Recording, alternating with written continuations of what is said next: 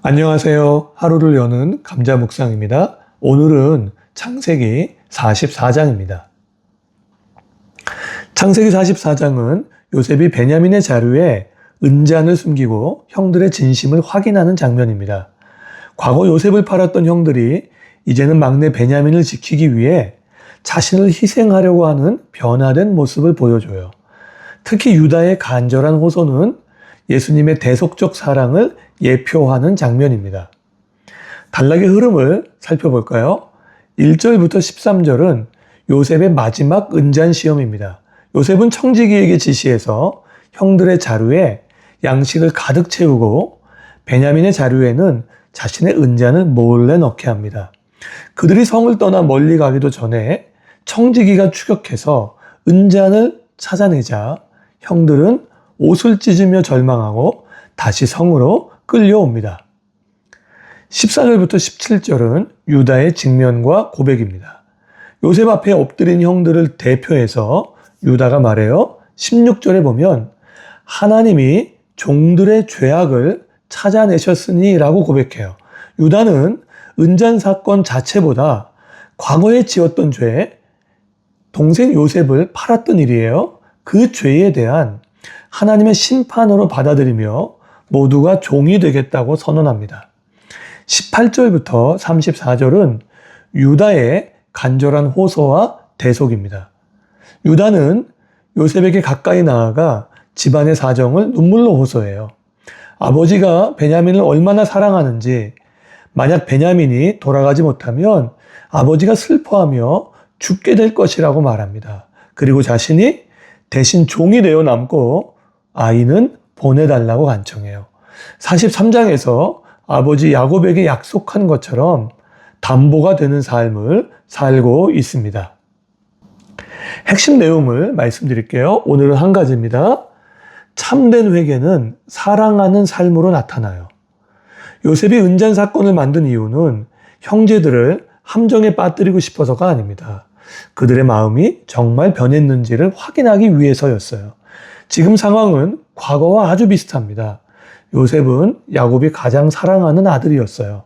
그러나 형들은 요셉을 미워했고 팔아넘겼습니다.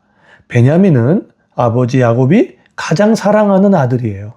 그런 베냐민이 위험한 상황에 빠졌습니다. 과거와 똑같은 상황이 다시 만들어졌어요. 그때 형제들은 어떻게 반응할까요? 베냐민을 잘라버리고 도망가지 않습니다.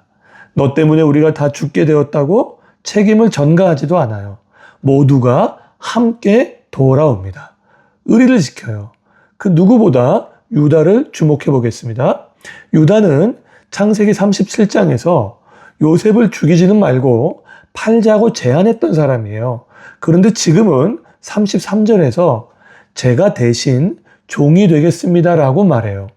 유다는 더는 자기만 알고 자기만 살겠다는 사람이 아닙니다. 이제는 누군가를 위해 자신을 내어주는 사람이 되고 있습니다. 참된 회개가 사랑하는 삶으로 나타나요. 한때 요셉을 노예로 팔았던 유다가 이제는 요셉의 노예가 되기를 자청합니다. 편애하는 아버지를 미워했던 유다는 이제 아버지를 위해 자신의 목숨을 내놓으려고 해요. 유다는 성경에서 다른 사람을 위해 기꺼이 자신의 목숨을 내어놓는 최초의 인물이 됩니다. 유다는 모든 형제의 진정한 맏형이 되었습니다. 훗날 유다 지파에서 예수 그리스도께서 오세요.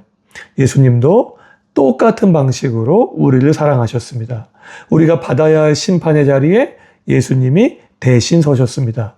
예수님은 우리를 위해 십자가의 종이 되셨어요.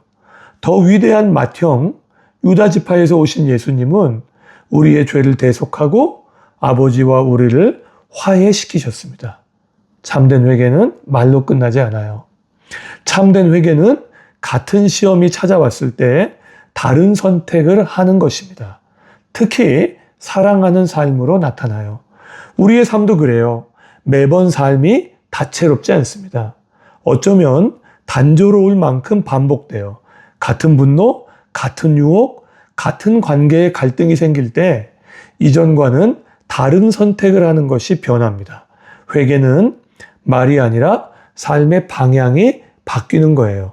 이제는 사랑받고 존중받는 것에 민감하기보다는 내가 사랑하고 존중하는 사람으로 살아갑시다. 우리도 이제 그분의 사랑을 따라갑시다. 오늘의 한마디, 참된 회개는 사랑하는 삶으로 나타납니다. 묵상 질문 드려볼게요. 첫째, 요셉의 은잔 시험처럼 내 삶에서 비슷한 시험이 재현될 때 나는 어떻게 반응하고 있나요? 여전히 남의 탓을 하고 있나요? 아니면 하나님이 나의 죄악을 찾아내셨다라는 마음으로 자신을 돌아보고 있나요? 둘째, 내가 조금 손해보고 먼저 낮아지면 살아날 관계가 있나요? 내가 조금 손해보고 먼저 낮아짐으로 회복될 관계나 영혼이 있는지 돌아보는 하루가 되시기를 바랍니다.